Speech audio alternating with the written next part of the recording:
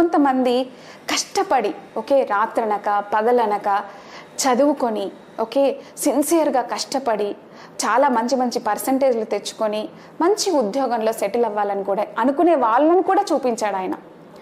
అలాంటి వాళ్ళకి ఒక పరిస్థితి ఏర్పడుతుంది. ఏం పరిస్థితి అంటే ఎవరో కొంతమంది ఒక ఎగ్జామ్ పాస్ అవ్వడానికి డబ్బులు పెట్టుకోవడం, జాబ్ రావడానికి కూడా డబ్బులు పెట్టడం, ఇది చేస్తాడు వాడు హీరో. అలా చేసినప్పుడు చాలా కష్టపడినటువంటి యాస్పిరెంట్ ఎవరైతే ఉంటారో తను ఎగ్జామ్ ఫెయిల్ అవుతాడు, తనకు రాబోయే ఉద్యోగం కూడా పోతుంది. అలాంటి పరిస్థితిలో తను ఒక మాట అంటాడండి, చూడండి. చదవడమే నేను చేసిన తప్పు అంటే ఎంత కష్టపడి చదివినా నా లైఫ్ మారనే మారదు కదా.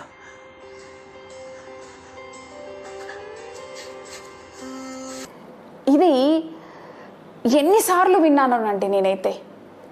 చాలామంది అంటే మన దేశంలో 80% పైగా లోయర్ క్లాస్ పిల్లలే ఎక్కువ మంది ఉంటారు.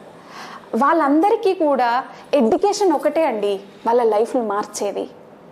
ఆ ఎడ్యుకేషన్ తోటే వాళ్ళ జనరేషన్ అప్గ్రేడ్ అవ్వాలి. వాళ్ళు ఒక్కరు కష్టపడితే తరాలని ఇంకొక మంచి లైఫ్ని ఇవ్వాలని అనుకుంటారు. అలాంటి వాళ్ళకి ఇలాంటి వాళ్ళు ఎవరైతే ఏముంది మనం చదవాల్సిన అవసరం లేదు, డబ్బులతో మనం ఏదైనా కొనుక్కోవచ్చు అని చెప్పేసి వాళ్ళ జాబ్లని లాక్కుంటున్నప్పుడు ప్రతి ఒక్క ఆస్పిరెంట్ మనసులో ఇలాంటి బాధే ఉంటుంది.